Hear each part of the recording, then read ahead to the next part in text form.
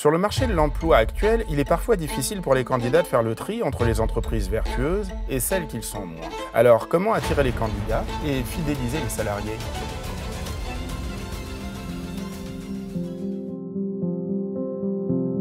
Nous avons été interpellés par le Conseil des chevaux, dont je suis aussi administrateur, pour nous dire on a un label environnement, pourquoi on ne ferait pas un label bien-être au travail? Le label bien-être au travail, c'est surtout pour mettre en évidence les gens ou les compagnies qui font les choses dans le bon sens et qui sont respectueuses. Du coup, au lieu de dire ça va pas, regarde, il y a des structures, ça tourne, c'est respectueux, et ça va. Le label est très important à ce niveau-là. Il n'est pas encore totalement développé et ancré dans les mœurs, je pense. Mais oui, ça peut faire venir des candidats, oui. En disant « Ah, on est labellisé, donc ça peut être intéressant. Ça veut dire qu'ils respectent aussi bien les chevaux et l'humain aussi. » Donc c'est vraiment important, oui. Le label bien-être au travail, d'office, te permet de fidéliser tes salariés. Là-dessus, il n'y a aucun souci.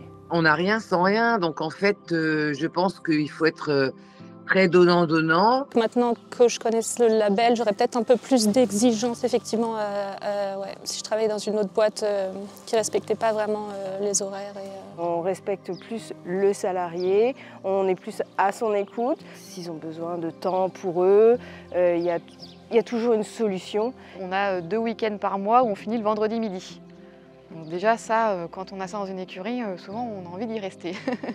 Et puis après aussi Stéphane qui est quand même très agréable au travail et qui fait confiance. Donc c'est une écurie qui donne envie, il fait confiance en course, il fait courir.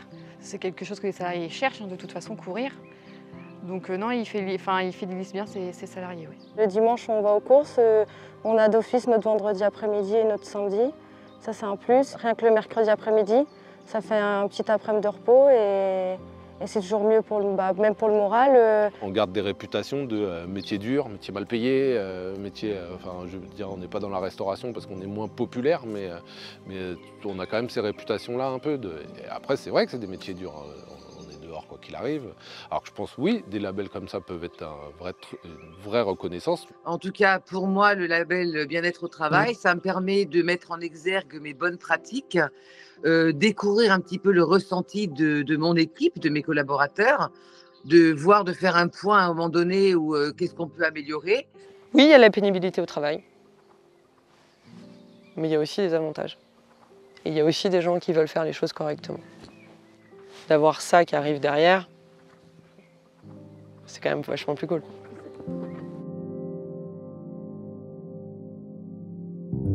Avec le label Écureuil, garantissez à vos employés un cadre de travail respectueux de leurs convictions et de leur bien-être.